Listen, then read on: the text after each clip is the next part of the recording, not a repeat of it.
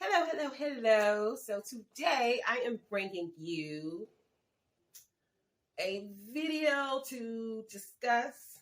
So I have some movie recs that I think would make a great communication tools to provoke a specific conversation. All right, so I have 5 movies. So yes, I have 5 movies. Okay, we're gonna talk about 5. And these all are favorites of mine. So there's that. But I'm going to talk about like specific scenes and conversations that would be or could be had based on what's happening in the movie. The first one we're going to talk about is The First Time. This came out back in 2012, so yes, it's an oldie, and it stars Dylan O'Brien. I forgot the other girl's name, something Robertson, Britt Robertson, and Victoria Justice. So you have, this is a coming of age story, okay? They're high school seniors, I should say, and they're about to embark on their adulthood, okay? And they're trying to figure out the direction they want to take and who should come with them and who they should leave behind, and all of those mature decisions that high schoolers should make but probably ignore. I don't know. But anyway, so they're in that phase of their lives, right? And so you have 2 high schoolers. They meet at a house party and they go to 2 different schools. So Dylan O'Brien's character plays Dave, and then Britt Robertson, her character plays Aubrey. And so they meet at this house party, but then it gets shut down when the police show up, and so everybody scatters, obviously. And so they walk home together and get to know each other during that walk, and that leads to a friendship. And so what I like about this movie, I would say I chose this movie because I think it is a great conversation for young folks in that point in their relationship where they may want to discuss. So, sometimes that might get a little awkward, and maybe you don't want to come right out and say something, but I think it's best to have the conversation because then you're more comfortable, and you don't want to do anything if you're not comfortable or you feel kind of rushed or something. So obviously communication is everything. You want to do as much talking as necessary until both people get to that place where they're both comfortable. And I like this movie because they do have conversations before and after. Now, I'm not here to talk about how old you should be and blah, blah, blah. But as far as consenting adults,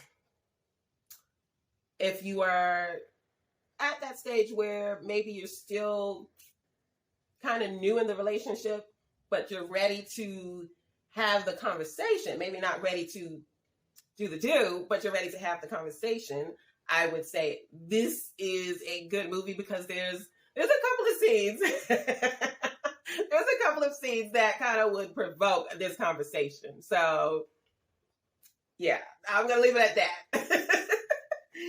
Okay, and then you have Two Nightstand. And so Two Nightstand, this is about 2 strangers. So they met online and it was rather quick. It was just, they had a brief communication online and they agreed to meet in real life. So she shows up at his home, and this is in New York City, and things don't go that well. But that's probably because it was a one-night stand, so you really don't know each other. And then they just had a very brief exchange online and then just hooked up. So it's obvious that they don't know each other, and so it didn't go well. And so then, she is wanting to escape, just kind of get out of there while he's asleep so they can just forget this day ever happened. But it doesn't go that well. They end up getting snowed in. As a result of getting snowed in, they are forced to get to know each other. Hey, who knew? And so from there, sparks an interesting conversation about sex, and I'm curious to know, I should have looked this up because I was wondering if the screenwriter was male, because I get the feeling the male character was going out of his way to say something. So I'm wondering who's the screenwriter, who's the director, because they clearly had some things they needed to get off their chest. So, but anyway, there's a specific scene where the guy, and I forgot the character's name, but he starts complaining about how females, I guess they try to be sexy, but they do it at the wrong time, or they do it in the wrong way and stuff like that. So he's basically getting all his frustration out in that conversation, okay? And so as a result of that, she then takes his complaints and she not only considers them, but then she, makes some adjustments and sees if he takes to the change. So, if you're at that point in your relationship where you're already there, but maybe it's not as great as you think it could be, I would say pop on the 2-night-stand. It definitely will encourage that conversation. So, and you can join in on the frustration, whichever way you fit in, and go from there. So, yeah, that's a good one. So I looked up the names. Okay, so for the 2-night-stand, it stars Miles Teller as Alec, and then Leo Tipton as Megan. So those were the two in that movie.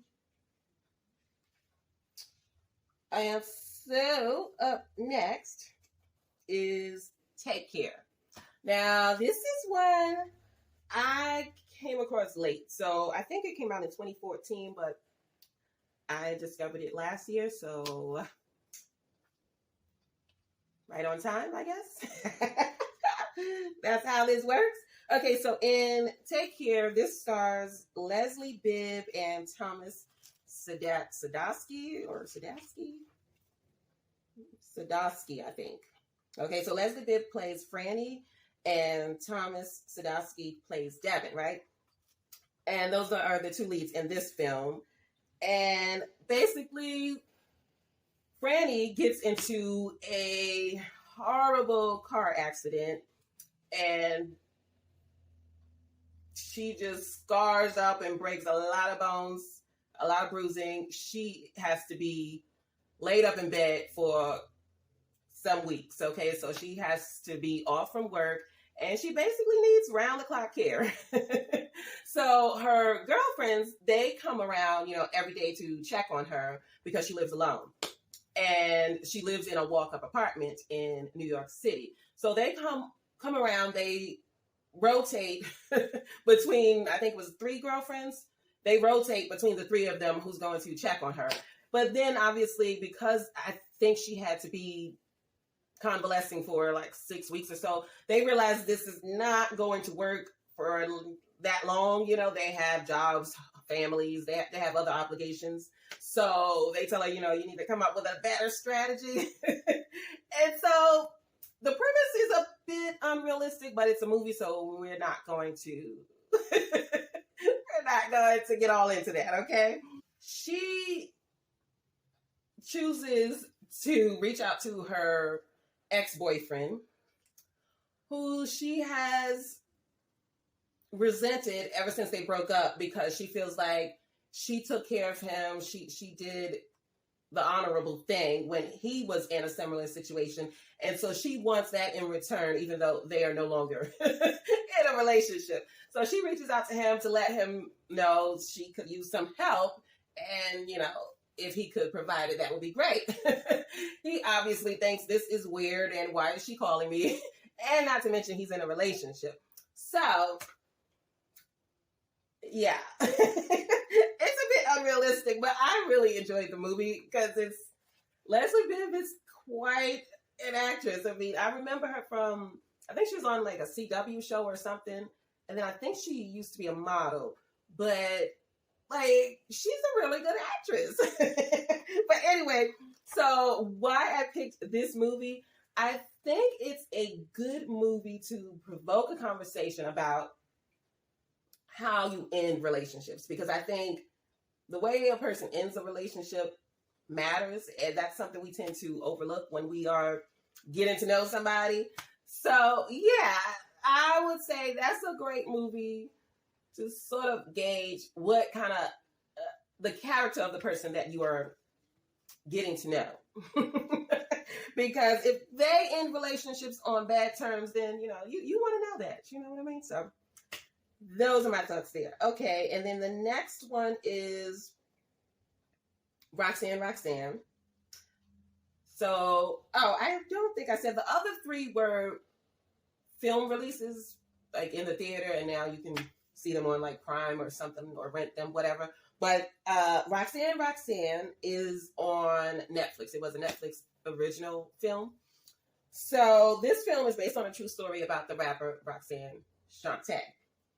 And so she goes through quite an experience in some short years, okay?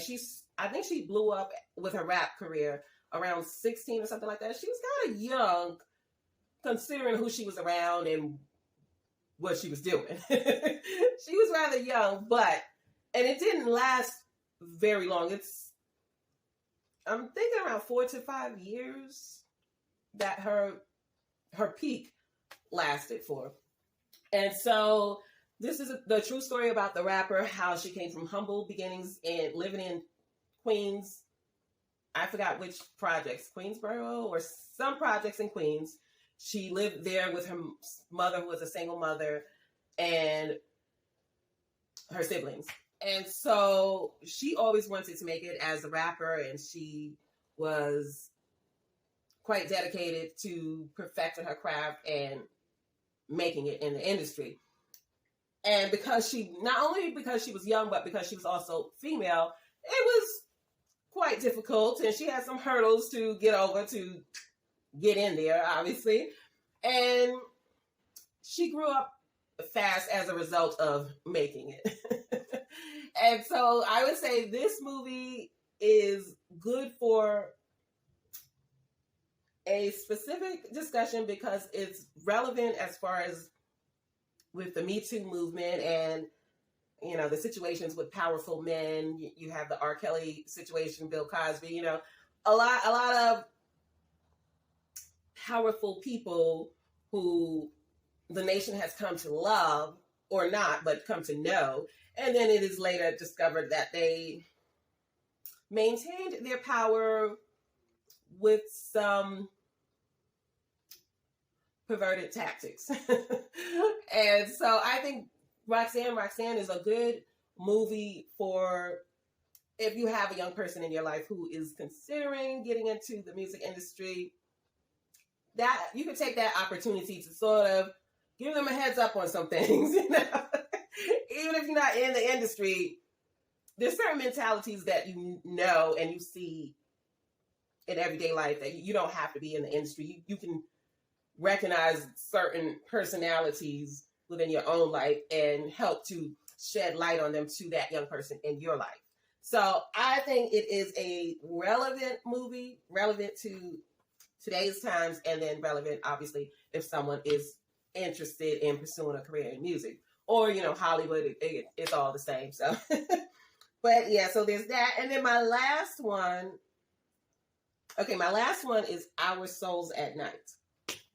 Now, again, all of these are movies I've seen multiple times. So they're some of my favorite movies, right? Okay, so this one is, again, a Netflix original, and it's still on Netflix. And this stars Jane Fonda and Robert Redford. Redford plays Lewis Waters, and then Jane Fonda plays Addie Moore.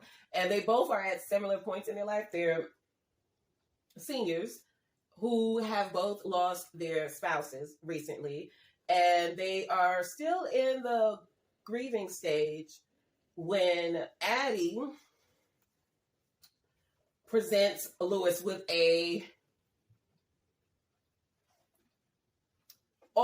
alternate route to get over the grief of losing a spouse. So Addie, they both live by themselves. You know, the kids are out of the home. They're, you know, seniors. So they're empty nesters now and single. And they are neighbors. I didn't mention that. So they are neighbors. So she comes to him with the idea to come over to her home to sleep together, but not in a sexual way, just literally to sleep together as a way to cope with the loneliness, because they're used to having someone on the other side of the bed. So it's just meant to sort of help them both get to a place where they can go to sleep. It's literally just for that purpose. Now, obviously, it's a strange or unusual, I would say, unusual proposition, but that's her idea. She comes to him with that. And so, you know, he says, you know, let me think about it. And so then after some time, he returns to her and says, you know what, that might not be a bad idea, you know. And so they actually do that. He comes over at a certain point, and then they just sleep in her bed. And a friendship, although they were already friends, but I guess a deeper connection ensues as a result of that. Now, I would say this is a good movie to provoke a conversation about grief and a loved one passing, and how one would get over that or cope with that person's absence. So this one is a bit heavier, but still I don't even know if I'm thinking it's rather for people of an older age. But, I mean, it doesn't have to be a spouse. So it's just, I guess, to provoke a conversation about how you would cope with losing a loved one. Just any loved one, you know. So I think that's important, too, because that's something we probably don't talk about before it happens. Like, if it's a situation where you know a person is passing, this might be a good way to have that conversation. But also just in general, I know we don't like to talk about that, but it's a good way to get that conversation in and not get too serious. But still, it can lead to that type of conversation. Those are my movie recommendations to provoke a specific conversation. All right. And yeah. Yes. So Two Nightstand, Take Care, and The First Time are available for you to rent wherever you rent movies. And then Roxanne Roxanne and Our Souls at Night are available on Netflix because they're Netflix originals. So that is it for this one. I hope you enjoyed it, and hopefully it helped you with any specific conversations you have been avoiding. All right, well, that's it. I'm done. I'll catch you in the next one. Bye.